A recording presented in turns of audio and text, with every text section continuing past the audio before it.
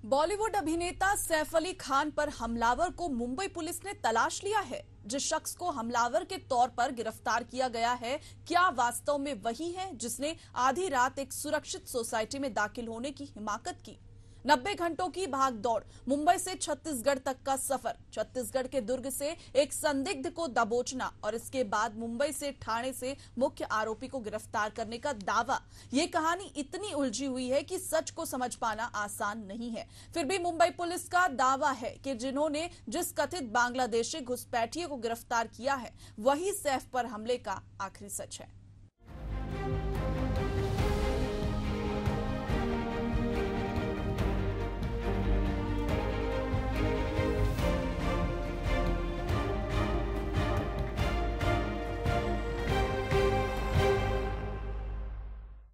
नमस्कार, मैं हूं सारिका श्रीवास्तव आपके साथ और आप देख रहे हैं एशियन न्यूज की खास पेशकश एशियन स्पेशल।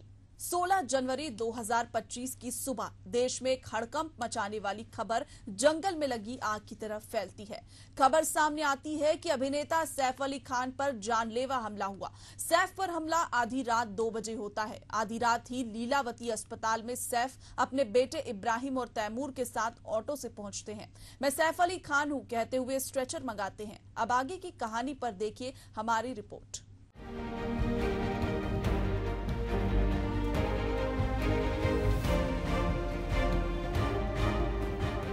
अभिनेता सैफ अली खान लीलावती अस्पताल में अब भी दाखिल हैं। मेडिकल बुलेटिन के मुताबिक अभिनेता की पीठ पर छुरा घोंपा गया था। उस चाकू का हिस्सा सैफ की पीठ पर ही टूटकर रह गया था। इससे पहले गले पर भी हमले की बात सामने आई थी। डॉक्टरों के मुताबिक सैफ अली अब खतरे से बाहर हैं। उनकी सर्जरी कर दी गई है। जख्म गहरा होने की वजह से सैफ को फिलहाल मेडिकल टीम के ऑब्जर्वेशन में रखा गया है।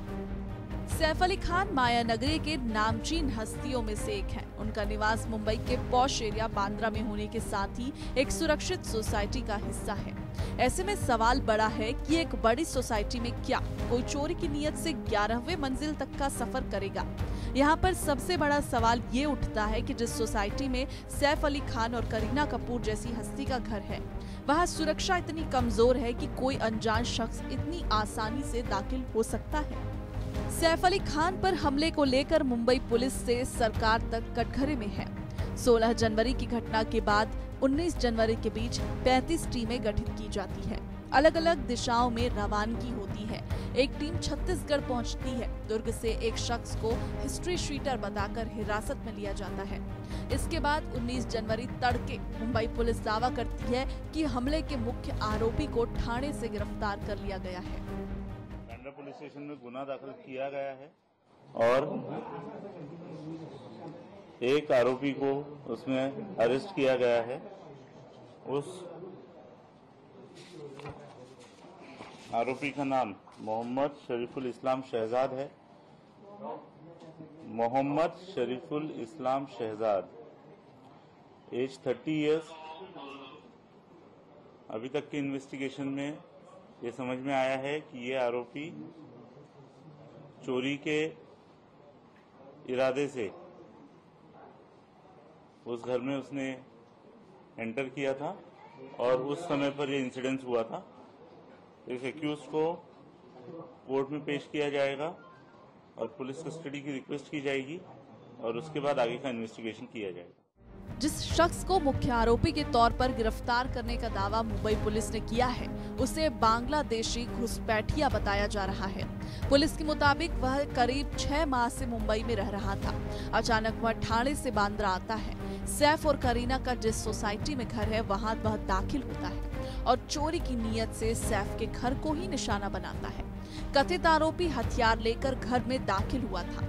वह बच्चों के कमरे में दाखिल होता है। शोर सुनकर सैफ बच्चों के कमरे में आते हैं। फिर आरोपी सैफ पर चाकू से हमला कर फरार हो जाता है, जिसने अपना नाम बदलकर विजय दास रख लिया था। उसके पास भारतीय होने का कोई भी दस्तावेज नहीं मिलना बताया जा रहा है। इसमें प्राइमा फेसी ऐसा लगता है कि ये जो एक्यूज है ये बांग्लादेशी है और इंडिया में एंटर करने के इलीगली एंटर करने के बाद इस एक्यूज ने इसका नाम चेंज किया है। वो एक रीजन हो सकता है। ये एक्यूज पिछले 5-6 महीने पहले मुंबई आया है, ऐसा पता चला है। कुछ दिन ये मुंबई में रहा, बाद में मुंबई की विसिनिटी के कुछ टाउन्स में रहा और 15 दिन पहले फिर मुंबई आया है, ऐसा इन्वेस्टिगेशन में पता चला। मुंबई पुलिस ने सैफ पर हमले मामले में 35 टीमों का गठन किया। देश के अलग अलग हिस्सों में सीसीटीवी में कैद एक तस्वीर के सहारे उस हुलिये के लोगों को दबोचा। 90 घंटे बाद ठाणे से एक शख्स को गिरफ्तार किया गया, जिसे मुख्य आरोपी बताया जा रहा है। पुलिस के मुताबिक पूछताछ नहीं हो पाई है। कोर्ट से पुलिस ने आरोपी को रिमांड पर लिया है। कोर्ट ने 5 दिनों का पुलिस रिमांड दिया है, तो इस पूरे मामले पर आरोपी की तरफ से उनके वकील का बयान सामने आया, जिसमें उनका कहना है कि पुलिस ने कोर्ट में झूठ बोला है। आज पुलिस कस्टडी 5 दिन के लिए दी गई है और उनको बताया गया है कि 5 दिन में उनको रिपोर्ट सबमिट करने बोला है कि जो भी रिपोर्ट है आप सबमिट कीजिए। और उनके पास पहली बात तो कोई ऐसा प्रूफ नहीं है कि वो प्रॉपर बांग्लादेशी है, वो 6 महीने पहले आए। It is a wrong statement. कहाँ का रहवासी है सर? कोई जानकारी अगर आप... यहीं पे वो रह रहा था, 7 साल के ऊपर से वो रह रहा है और परिवार यहीं पे है।